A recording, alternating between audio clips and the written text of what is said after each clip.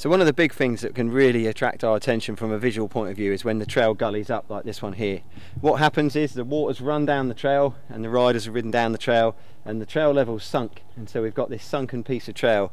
And what we're looking at here is it's very easy to look down, see a lot of visual performance cues. We want to be looking up through those, and it's also very easy to try and judge our steering. And if we're looking down, that tends to make a lot of little inputs, which makes the steering very wobbly, whereas if we're looking up for that high point, we can push underneath the bike and use our drop, wrist and heel to push the bike out from underneath us, sink down into the pocket and look ahead for that next point. And this point here really illustrates how important it is to be looking ahead down the trail. And as I go around the corner in the gully here, the trail will open up again and I want to be looking down as far as I can see, looking for that high point through the trail, so I'm not looking down at the floor, and that just keeps everything nice and smooth. With the step down we just looked at, there was a nice run in, nice run out, and there's plenty of time to get into a position where we were confident and happy enough to push through the bike and land two-wheeled. We saw by looking up, even if it's at the last moment, it promotes us putting our body into the pocket, pushing through energy through the bike and making the bike land nice and smoothly. This section here is a bit more overlapping. On the exit of the corner we've got a bigger step. Some of you might not have the confidence or the speed to push through there and feel that you can land two-wheeled off it, and you might choose to roll that step. The important thing here is, as we roll the step, is to not get rotated. If you look down into the unsighted landing of the step as you approach, and as you approach, getting that build-up of anticipation of here it comes, you're likely to peer over the top of your bars, putting extra pressure on your hands, and as the front wheel lands, it's going to hit hard into the deck and more likely to stall. Knowing that it's an overlapping section, and even though he's going to roll it by picking his head up early, Ian is going to promote a good strong body position and put him in the pocket, whereby the front wheel lands more softly, and he's in a position that his body mass drives the bike through the section. The bike is the accelerating mass, and his rotating mass can drive energy through the bike. But it's all linked in, and primarily linked in to where he's looking. So even rolling that step, by getting the vision right and looking further ahead, promotes good technique. So what we're looking at here are two of the most common visual performance cues that we have aside from those that sit on the trail. We've got framing, where the trees create a picture frame effect, and Star Wars, where you can see to the trees but you can't see through them. So framing, what happens is the true trees here create this picture frame effect. In this instance, the trail leads out of the picture frame, so it's not a problem. But if the trail was going to the left or to the right, what we'd see is we'd be looking into that piece of trail rather than through to the exit on either side. Here we can see through, but again what we want to do is start looking through, and that's where Star Wars comes in. The two trees together create almost a force field which we can see through, but we can't for some reason ride through. Particularly if you've got a tree close to the side of the trail like this one on the right here, it's very easy to look to that, and as you come towards it, the spatial part of the brain tries to work out if you're going to fit through it. That means you have to slow down and you start to think about what you're doing rather than where you want to be next. And so by looking through, you turn off that force field, that Star Wars effect that's stopping you from getting through, and you're way down the trail and you can carry all the speed that you want. So looking doesn't just apply when we're going fast downhill, equally it applies when we're climbing up hills.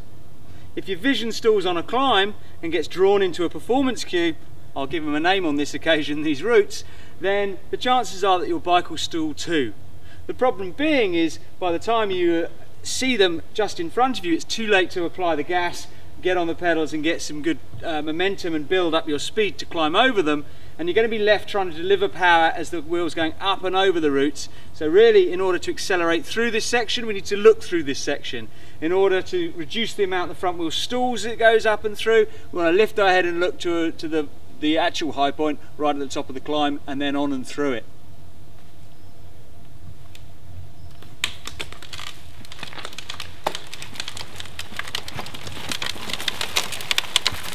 So by thinking about having a dancing mind and thinking body, our brain being further ahead and our vision being further ahead down the trail, it just leaves a list of instructions for the body to carry out in a more unconscious manner.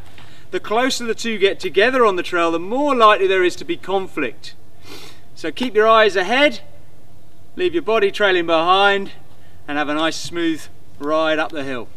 As always, what we've got here are a combination of visual performance cues. We've got this little hump that can stall the bike, we've got the tree on the outside and the bushes on the inside that frame the trail here, and we've also got a little bit of Star Wars effect where you're riding into a narrow gap.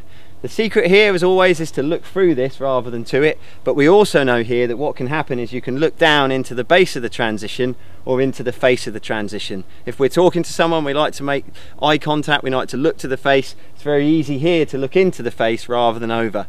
If we're looking into this, we miss the transition, we miss the chance to pump the bike and manage our own energy over it, and we might also miss the chance to manage the energy on the other side.